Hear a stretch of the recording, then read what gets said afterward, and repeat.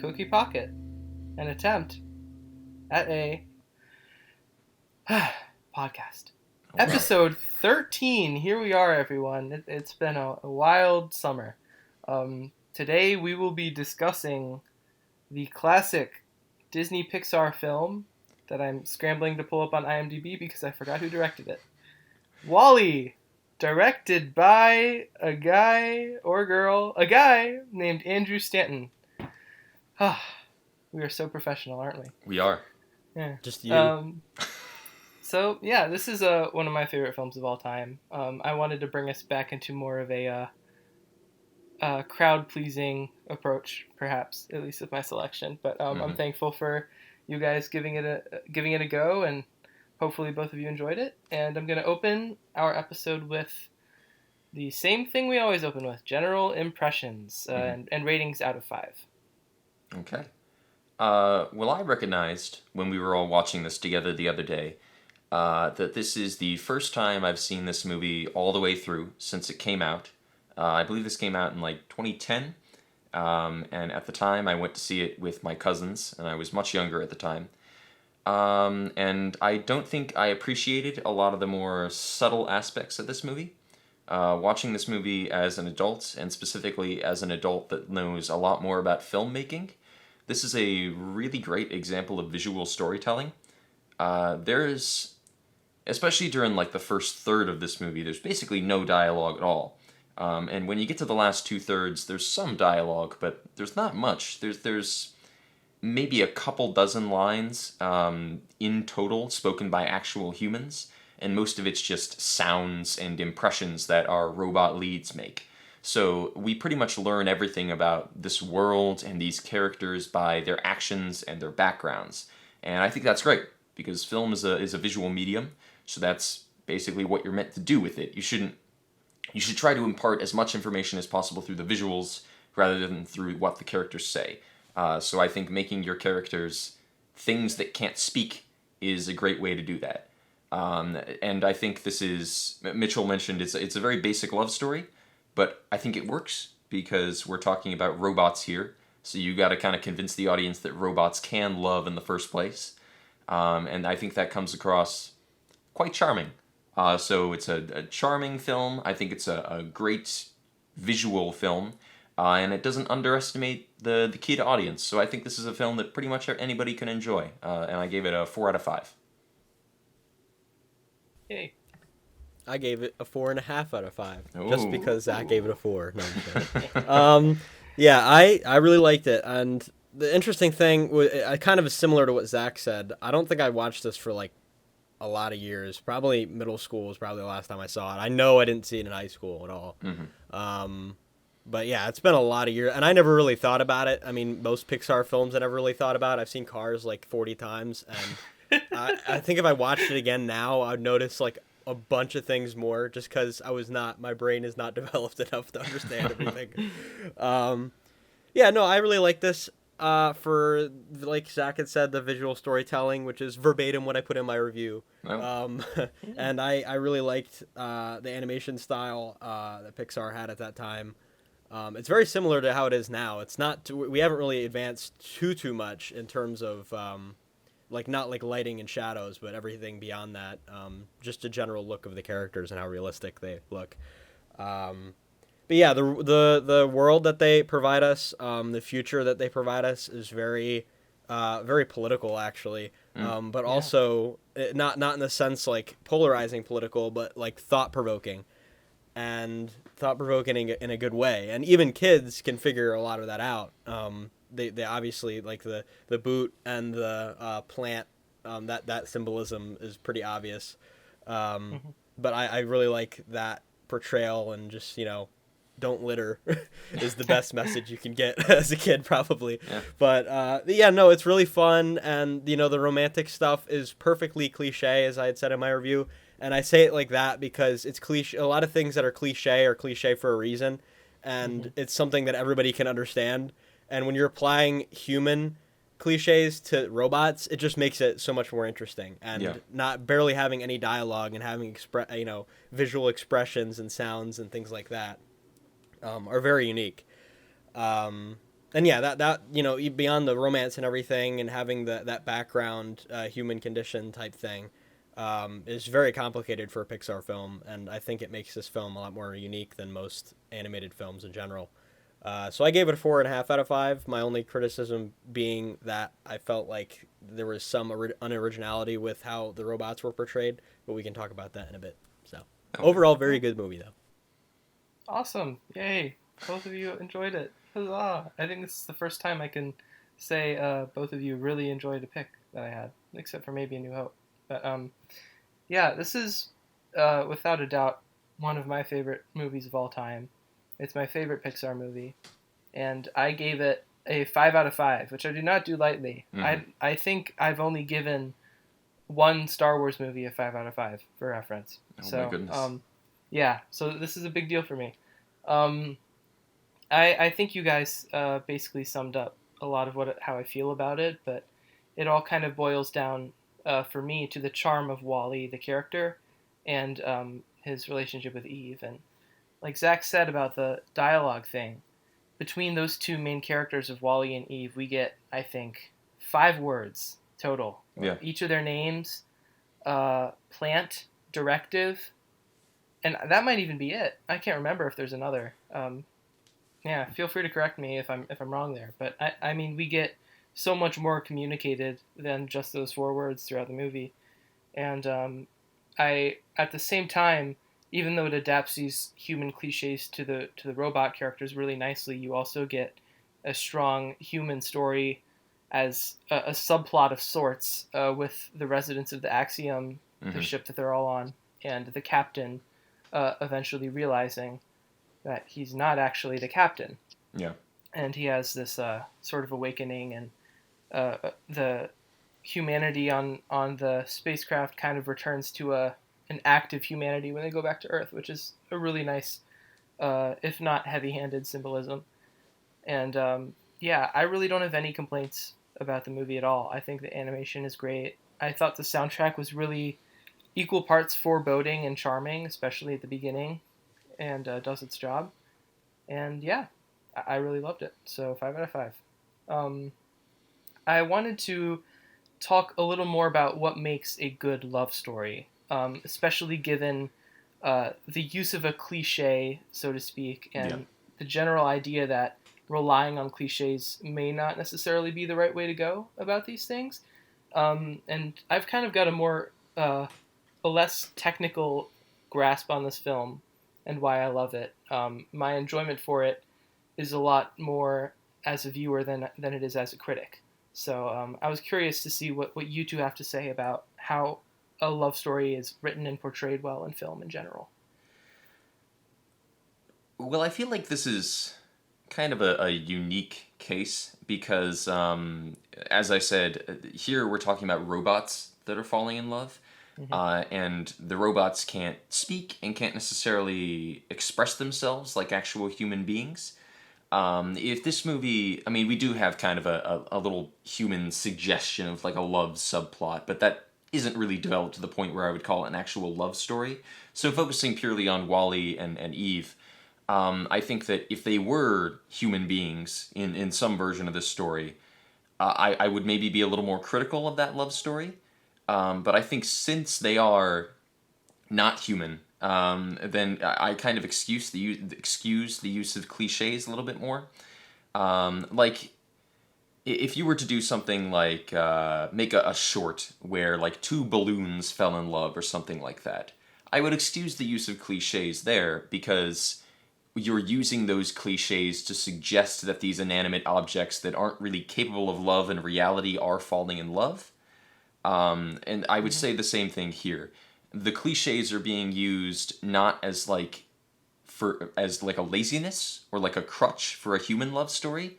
They're being used to clarify that these 2 robots actually are falling in love. Because I think it would be very difficult to tell like an actual, real, complex, messy, human type of love story with 2 robots when that's such a foreign concept to inanimate objects in the first place. Yeah. Yeah, and because they're not, we can only assume that they're not created to purposely, have romantic feelings for one another, unless this is a prequel to iRobot. That was the plot all along. Yeah, Will Smith comes out at the very end. Anyway, yeah, I liked it for the exact same reason that Zach had mentioned. I think that's the most important thing to distinguish this love story from most. Is that if you had this exact same thing, you'd be like, okay, this is either a really, really old movie that isn't totally familiar with cliches yet, or it's a newer movie that's just god-awful with trying to develop romantic feelings that are believable. But because they give a reason why they want to be quote-unquote romantic, and it's almost not even realistic to say this is actual romance, because romance is kind of a human condition type of thing. But because they're robots created by humans and they learn from humans, then they're basically just replicating what humans do, and they're quite literally doing that with the Hey Dolly thing. So there's that, and then there's like just they're both doing what they know, and they just kind of play off of each other because they have the capacity to learn. So they learn from each other. And that's pretty much all that's needed. They learn from the environments around them. They take what the environment is around them, and they take advantage of it and do their duty. So their duties in this case happen to like collide, I guess. And that's what makes the plot, that pushes the plot forward, and then it also kind of develops a relationship between two robots, which was kind of unheard of. I don't think, at least up to this point, I can't think of too many movies that do this specific thing. But this movie does it particularly well. Yeah. You mentioned that it's like an old movie. I mean, you could almost look at this not necessarily as like a love story, but in the way that they're almost like children impersonating what they see. They're not necessarily like in love, as we would say it, between two humans, but they're looking for some kind of a connection like they see in Hello, Dolly. Just like kind of kids reach out and sort of like little kids reach out and kind of replicate that appearance of being in love because it's something they feel like they should have, and they're looking for that kind of connection. I think it's similar to that. They're acting out the adults or the influence that they know of because they don't really have any awareness or input other than that. Yeah, well said. I think for me, they're sort of like Wally's discovery of this creative side of humanity with the Hello Dolly bit and his use of the old iPod Classic, which is a nice touch. And is it a nice touch? Is it? It is, because Yes. I think it's conceivable that could be found in a landfill and 2,800 whatever it is. Yeah. It could be found in one now. So. Yeah. They don't degrade. Yeah, there's that. I think that we see when Wally's going through the trash piles and sorting through objects, everything that he decides whether to keep or to throw away, it's all based on utility and how it serves him. Or there's occasionally like, this is interesting, so I'm going to hold on to this. But the vast majority of the time, it's about how it serves him. Like extra eyes from other broken down Wally robots and extra treads. And he finds a diamond ring in its case, but then he throws the diamond ring away and keeps the case because the case might actually be useful and the diamond ring doesn't mean anything to him. So we get those beats like that, and that kind of establishes how this world is different than the world that we live in and how Wally's thought process is different than ours. Yeah. And then we get back to his trailer crawler of sorts, and he's got this music projection system, and we realize that his utilitarian thinking isn't purely about getting his job done, but it's also about living a life that is fulfilling or enjoyable or means something to him, which is, I think, super powerful. And it's very understated and simple at the same time, but seeing that communicated through a robot that just wants to have companionship and happiness and love and dances around and sings along to the best of his ability is charming and sincere as can be. Yeah, you mentioned the trailer. I just wanted to mention, I think the interior of the trailer is a fantastic piece of design, because you learn so much not only about Wally's character, but Wally's past from the interior of the trailer. because he's putting things on the shelves, and you see all the objects he puts on the shelves and all the things he finds interesting. But then you recognize that the shelves are like these cubicles that he would like fit into. And you sort of start to learn that would have been something driven by a human, and there would have been dozens or hundreds of other robots exactly like him stacked up along those shelves. And you start to put together the pieces of exactly how he got here and how he's reused everything based only on like backgrounds. Based entirely on just the set, you learn a ton about our lead character. Yeah. That set sort of factoring into how you learn is a really great lead into another thing I wanted to discuss. This movie is unique to other Pixar films in that it actually has a couple shorts that you could constitute as live action, given Fred Willard's character. Oh, yeah. The global CEO of By and Large and also the president of the world. Yeah. And that might play into some political beats that we might touch on later. But no other Pixar film has any entirely live action sequences like that. It's just Fred Willard in front of a camera, and the set is pretty noticeably designed to look similar to a White House type of press secretary or press conference type deal. So there's that. And another bit we get that sort of evokes a similar live action tendency is we get this sequence of portraits of every captain to ever serve on the Axiom. And as we move from the past closer to the present, the captains get progressively less realistic and more animated into the Pixar style that the rest of the movie is presented in. Mm-hmm. And at least personally, I'm a sucker for when a medium sort of performs past its mandate and communicates another meaning that it doesn't necessarily need to. Like the animation is really just a means to communicate the story, but in this case, it's more than that because they also use it to communicate what aging and the decline of how human you are can appear to be. And so I wanted to ask you guys what you thought of the live action bits, if you thought they were jarring or if they worked, and if you guys like Fred Willard, I guess. I thought they worked for the purposes that they were supposed to. I don't really think too much more or less of them. I think what you mentioned about the portraits, Christian, is a really good point, and just because they have that back explanation makes it a lot less jarring. But yeah, I mean, it wasn't super duper it wasn't like that surprising or that important to me, I guess. But it helped convey what the world used to be. So I think just kind of thinking about that use of live action compared to other Pixar films, I think maybe the significance of it here is that other Pixar films were telling a fun story for kids. Maybe there's like a lesson we're meant to learn, but it's kind of just a fun story, like a storybook, and it's all like illustrated and cartoonish. And here, although that is the case, I think there's almost like a cautionary element to it as well. So those live action portions, I guess, could almost be there to sort of say, hey, this is a fun cartoon, but let's not forget, these people we're looking at aren't necessarily just a fiction. They could be us, or we could become them, because they start out like us. They start out live action people, and as we go along, they get progressively more digital and round. So I do think it helps as like a connecting element, definitely. And I like Fred Willard's segments quite a bit. I do really like the fact that, like you said, the set that he's on is designed very much like a White House press secretary meeting.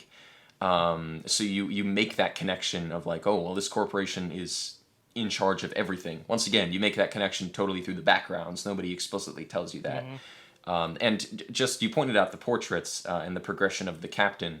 I think another interesting bit in those portraits that I think a lot of people are kind of savvy to at this point, but the autopilot, as we progress down those portraits, also gets closer and closer to the captain to kind of suggest that he's becoming a more and more controlling aspect of the ship as each generation goes by, which I think is another great example of visual storytelling.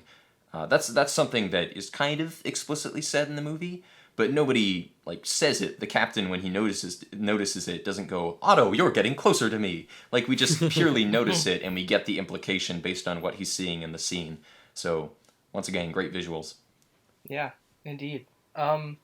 Another beat I wanted to hit, and we sort of touched on this when we talked about the lack of dialogue, especially in the beginning of the movie.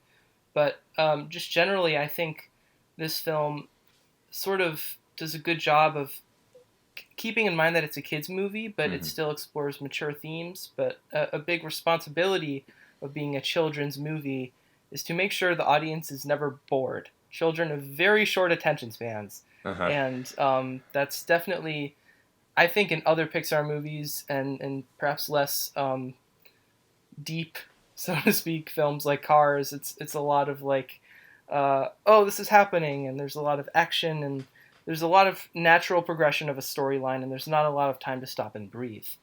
And I think the combination of visual storytelling, like Zach is talking about throughout the movie, which leaves less to be said and discussed deliberately to us to hold our attention. There's a little more responsibility placed on the viewer, I think, in that. And there's also, I think, this bit right after Wall-E is holding onto the ship that takes Eve back into space, and we get a couple minutes of Wall-E just marveling at space, and the universe that's around him, and it's a really beautiful beat. And I never find it boring, but I'm not sure how they achieved that and kept a children's audience captivated. I mean, it certainly worked for me, but do you guys have any insight on that? Well, it's like I said, it's been a while since I saw this when I was an actual youngster. But I don't remember becoming bored during that bit. I think when he's traveling through space, although it could potentially be boring, it's not that long of a segment. It's probably only a minute, if even that. I feel like it's probably maybe only even half a minute. And I think most children probably have longer attention spans than that. I hope most children have longer attention spans than that. But at the same time, it's not like Wall-E is traveling through a realm of pure white or just like total blackness. There's interesting visuals. We see the solar system. So in a lot of ways, as Wall-E is kind of looking at the universe with childlike wonder, the children in the audience are looking at the universe with childlike wonder as well. I think this movie does a pretty good job of kind of capturing the perspective of the audience it's trying to reach through its main protagonist. So everything its protagonist finds interesting, ideally, the kids in the audience should too. And to add on about about Wall-E and Eva kind of being childlike, that helps, be as a child viewer, seeing stuff like that. But I think when you don't have action, or you don't have something where you have like a really rapid score in the background, and you have constantly changing camera angles and things like that. Even though this is a cartoon, but you know what I mean. Yeah, but when you don't have stuff like that, you can kind of supplement it with different things to keep the children just captivated enough in anticipation for the upcoming action. Towards the end of the movie, everything kind of the adult preference and the child preference kind of line up in terms of how much action there has to be, because there's a sense of urgency to the plot, and that's very easy to be universal, to have that sense of urgency for everyone. But when you're earlier on, you really have to keep it's most important in the beginning to keep the children captivated, and having comedy and visual appeal, and having those two things are enough, I think, for most children to be captivated. And then it helps that Wall-E's always wondered about everything, and then Eve is always, just they're making sounds and stuff that are funny, and just the general air about them, personifying them and things like that. I think all of that really contributes to keeping children attentive. So that's very a hard thing to do, and Pixar did a really good job with that. Yeah, and given Wall-E's expressiveness, I don't think there's, at least out of all the movies I've seen, I don't think there's a better example of a robot being as expressive and interesting. I think at least partially Wall-E must have been somewhat inspired by characters like R2-D2 from Star Wars, but I think Wall-E is so much more expressive and interesting than R2D2. And coming from a huge Star Wars fan, it's not even close. Yeah. I mean, he's, for one, R2's got these classic physical limitations where he can just turn his head and make even more basic sounds than Wally can. But just the design behind Wally's character, making it a practical and semi-realistic real-world application of being like a garbage droid. Yeah. And also having these movable arms and like these treads that let him dance, and this pitch awareness, even if he can't pronounce full words all the time, and just the evocative eye movement and the way he can zoom in, and I don't know. I think all that's very powerful, and even cinematic creations and droids that come after him, like I guess you could say BB-8 was an improvement on R2D2, but I still don't think he comes close to Wally at all. So, and given his interactions between Eve as well, there's just, I don't know, there's so much there, and so much that I feel like there's there to unpack, but I don't have the words to describe it. Yeah, I feel like you mentioned R2D2 as an inspiration. I feel like a definite inspiration, at least for the design here, was probably Johnny Five from Short Circuit, which is kind of a cult classic kids movie at this point. So a lot of people probably haven't seen it. But it feels like the animators or the people developing the Wall-E character said, like, okay, we want kind of the expressiveness of Johnny Five, but with the cuteness of R2D2. Because Johnny Five looks quite a bit like Wall-E. But one of, I think, the major weaknesses of those Short Circuit films is that he never stops talking. So if you take that kind of expressive design and give it sort of the beeps and boops and limited articulation of an R2D2, you've pretty much got Wall-E. Yeah. What about, what did we think about Eve's character in general? Because I don't think she's quite as expressive as Wall-E, and she's got obviously a totally different design and purpose in this world and the concept that we're given. But I think it's kind of nice how, even though there's kind of this assertion that Wall-E is a male robot and Eve is the female robot given their names, but I don't think there's really strong gender roles at all beyond that, given that Eve is super powerful and Wall-E's kind of like the bumbling fool. But what did we think about Eve and those design choices in general? Well, I think I don't know if I must have been intentional to some extent, but there's an obvious connection, at least that I discovered, with Adam and Eve. As a biblical. Have you ever thought? Have you guys thought about that? Not yet. But now I am.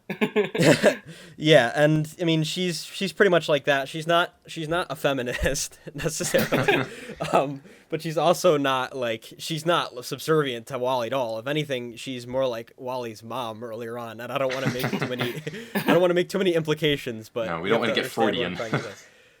She's the intellectual of the relationship. Yeah. But she's intellectual in the sense that she knows from where she comes from what she has to do, and I almost said Adam. Wally knows what he has to do from where he comes from, and because Eve is more technologically advanced by hundreds of years, and she's on this ship, she understands the futuristic stuff, and she's more inclined with understanding how humans, at least in that present time, are. And Wally is much more, constricted to Earth, which is kind of interesting. But yeah, no, I liked Eve's character. I thought she was funny, and the number of times she says Wally in different ways, there's very subtle expression, but it's very easy to pick up on as a human being. Her eyes really help a lot.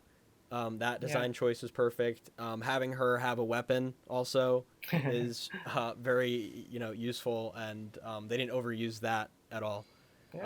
But yeah, I mean, she was pretty well designed. I think she knew just enough that she needed to know, and I didn't think that she was if we're talking about a man and a woman, I don't think she was necessarily restricted at all. But they're robots, so that's how you get out of that. Yeah. I like that the story, you can kind of look at it from, I mean, if this was a story where Eve didn't necessarily have a developed character, we'd pretty much just be able to look at it from Wally's perspective of he meets this girl, and he's totally smitten, and then she gets taken away, and he's got to go find her. But there's also kind of we can sort of look at it through Eve's perspective as well. From Wally's perspective, this is like a road movie. From Eve's perspective, this is kind of like Meet the Parents or something like that, where she's taken her boyfriend back to meet the parents, and he's kind of a bumbling fool and sort of a disappointment. And like we mentioned earlier, it kind of plays to those romantic cliches that makes these robots feel a lot more human. There's also a weird connection here. I don't know if you guys saw Under the Silver Lake, which came out a couple years ago with Andrew Garfield. The idea of that movie is Andrew Garfield lives in Hollywood, and he lives in this like motel complex, and he meets this girl, and he's totally smitten. They spend a great night together, and then she's gone, and he's got to go find her, and he'll go through hell or high water to find her, even though he's just met her. So there's kind of these weird connections to Wall-E there, I'd say. I think that Wall-E kind of does have some similarities to that Andrew Garfield character, in that he meets this girl, and he's totally smitten with her, and then she turns into an inactive egg and flies away, and he's got to follow her no matter what. Yeah, that is interesting. Maybe I'll have to give that a try. Mitchell kind of touched on this earlier when you mentioned that the political stuff isn't necessarily polarizing, but more thought-provoking. And I would agree, but I wanted to pose the question, do the politics and the political side of things here work for you guys? And whether it does or does not, did it bother you that was such a central theme to a children's movie? And I was just curious to hear your personal opinion on that. I would say no. And the reason why is because there's not necessarily, it's not that there's no political agenda, because I think there actually is in both, but the difference is that it's in both directions. Yeah. So if you look at it one way, you have this Earth, which is clouded by consumerism and greedy capitalists that take over everything. That once greedy capitalists have political power, they take over the Earth and strictly enforce business and the success of capitalism. And that, as a result, doomed humanity and caused an ecological crisis. On the other hand, you could also look at it as humanity was progressing too much because they were relying too much on technology, and they were becoming much more lenient and dumbing themselves down. Yeah. And as a result, because of overdeveloped technology, because we are talking about the future, humans decided to leave Earth, because instead of taking care of Earth and being more considerate, kind of being like, I guess, Theodore Roosevelt, and being because everybody hates litter, okay?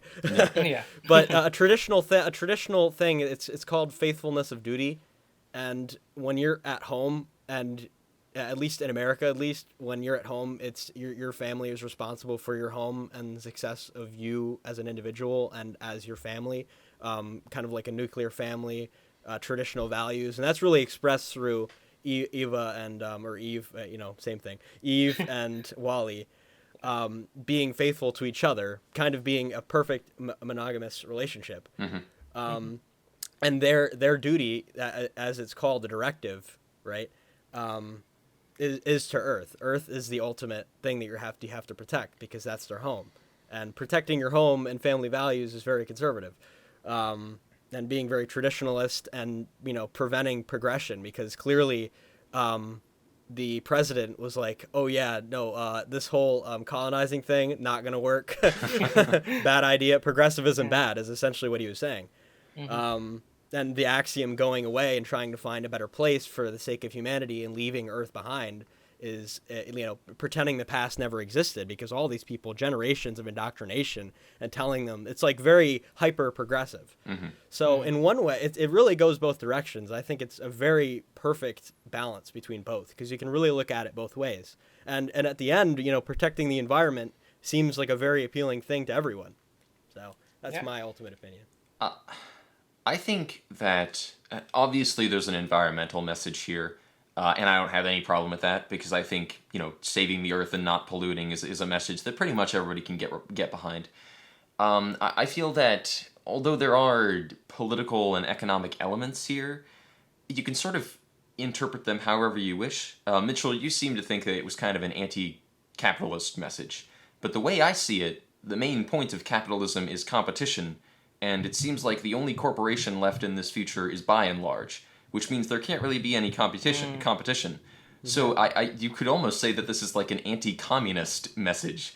Because on like the ship, on the Axiom, there's this single corporation that makes sure everybody's equal and everybody's supplied with exactly the same thing.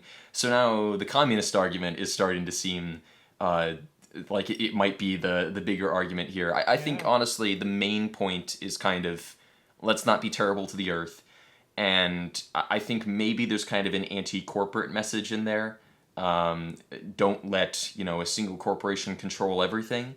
But it may very well have just been like a joke about Walmart, to be honest. I think there's also a way that you can read By and Large being in charge of everything, not necessarily being a serious message, more being like just a joke. Like, haha, wouldn't it be funny if our supermarket ended up being the world? So there's definitely things you can read into this, but I think the main message is kind of the environmental one, and the political and economic stuff I think is only going to bug you if you really focus on that, because I don't think there's kind of enough there to make it into a thing that could really annoy you if you didn't go in expecting it.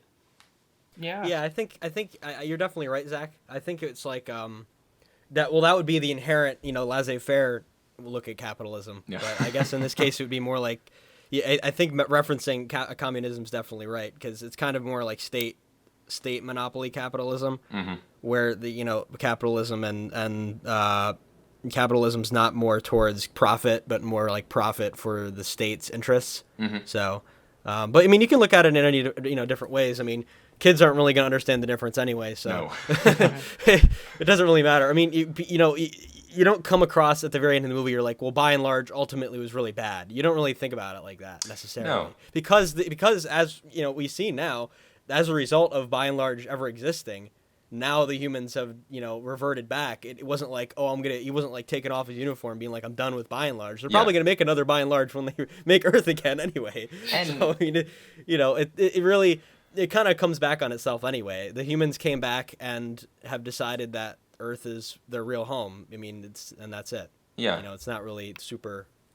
I don't think there's any real political message by the end. Yeah, and I think, you can say that By and Large sort of got the Earth into the mess in the first place, but at the same time, they did build massive space cruisers to save everybody and shoot them off into space, and it does seem like they've been just providing for humanity up there relatively cost-free for centuries, so, I don't think it's entirely like corporations are bad, necessarily. They don't seem to be necessarily portrayed as the out-and-out villain. I think it's more the hardware of the ship that's kind of the accidental villain of the movie. Yeah, I didn't even think of the communist approach that you just offered us, Zach, but I actually think that makes a lot more sense than what I was thinking earlier, which is more the capitalist thing. Generally, stuff like this bothers me if it's done lazily or if it's not well explained. See The Last Jedi, where they just are sort of like, the same corporation makes all of the weapons and all of the ships for both sides of this war, and to me that's sort of like heavy-handed.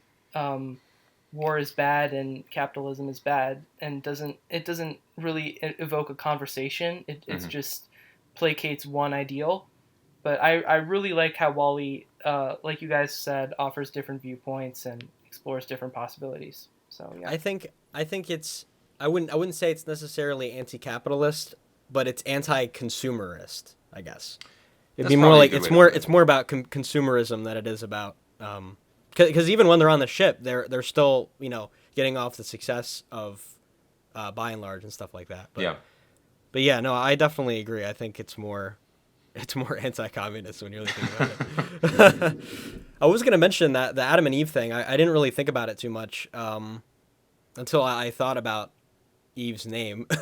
Yeah. Oh wait, Adam and Eve, because the ship itself kind of represents like a fake Garden of Eden, or like Noah's Ark. And just to say, I'm not a devout Christian, and I've not read very much of the Bible, but from what I've garnered in my life up to this point. But yeah, I think that's I mean, you can look at it that way, and it's not as much of a biblical message as it more is like a moral message. But yeah, I really, it wasn't. It's another way of looking at it, and it adds character to the actual movie. And it once again adds to the point that this isn't necessarily anti-capitalist or anti-conservative or anti-traditionalist. If anything, a lot of the romance parts of it, for example, are very conservative and very traditionalist, especially to today's standards. Yeah, absolutely. But yeah, I mean, that's just analyzing it from a critical point of view, because you can also look at it as a child, obviously, and as a child, I'll be like, oh, hey, that's by and large is giving food in a in a cup, so it must be cool. But you also apparently get a little overweight, so Yeah. I think that's it for our conversation, guys. Yeah. Thanks a lot. And now I think it's time for the rundown. Oh, right on. All right. 60 seconds. We say things at Zach. Zach responds with a rating out of 5 for each item on our list. Mm-hmm. And we fit in as much as we can. Mitchell, are you ready? Do I start? I believe so, yes. Okay, I'm ready. 3, 2, 1, go. Disney Pixar. 3 out of 5. Directives. 3 out of 5. Ben Burt. 3 out of 5. Pizza Plants. 2 out of 5. Throwing away diamond rings. Yeah, 2 out of 5. Hello, Dolly. 4 out of 5. The Axiom. 2 out of 5. Eve. 3 out of 5. Losing bone density in space. 2 out of 5. Fred Willard as global CEO of By and Large and President of the United States. 4 out of 5. Axiom small scale model landing in Africa. 4 out of 5. Wally's modes of expression. 4 out of 5. Predicting corona, see foreign contaminants in masks. 3 out of 5. Otto. 4 out of 5. Invulnerable cockroaches and Twinkies. 2 out of 5. The omnipresent ghost of Steve Jobs. 4 out of 5. Fire extinguisher jetpacks. 4 out of 5. Mo the cleaning robot. 3 out of 5. 3 seconds. Drinking milk from a cup. 3 out of 5. And time. All right. Woo! Wow. I think we just missed one there. Alrighty. Righto. Thanks, guys. That was great fun. I think this now ties Beauty and the Beast for our highest overall rated I think it engagement. does. So Yeah. it's exciting. This is just like the precursor to Alien Covenant when you really think about it too. So. If you want to put that in the Alien universe, yeah. Goes Alien, Wally, Aliens. Indeed. Right. Hey, it's a good sci-fi movie actually. Yeah. All right. I guess I'm going to hand it off to Zach because Yes. he will be hosting our next episode. Well, we've gone kid-friendly and crowd-pleasing this week, so or this episode. So next time we're gonna go back to Weirdsville with me, Christian, and Mitchell, and we're gonna talk about Carnival of Souls, a low-budget horror film from the early '60s that I really like. It had a big influence on Night of the Living Dead and on a lot of kind of supernatural horror of the '60s and '70s. And I'm interested to see what you guys think of it. Oh boy. I'm interested as well. I'm tentatively excited, but Mitchell's laughter has me slightly scared. Oh. But, Oh, I don't know what I'm getting into either. I just Hey! Okay. That's what I like to hear. All right, well, this has been Cookie Pocket, an attempt at a podcast, placating the Disney Corporation once more. And thank you for joining us, and we hope to see you next time. Goodbye.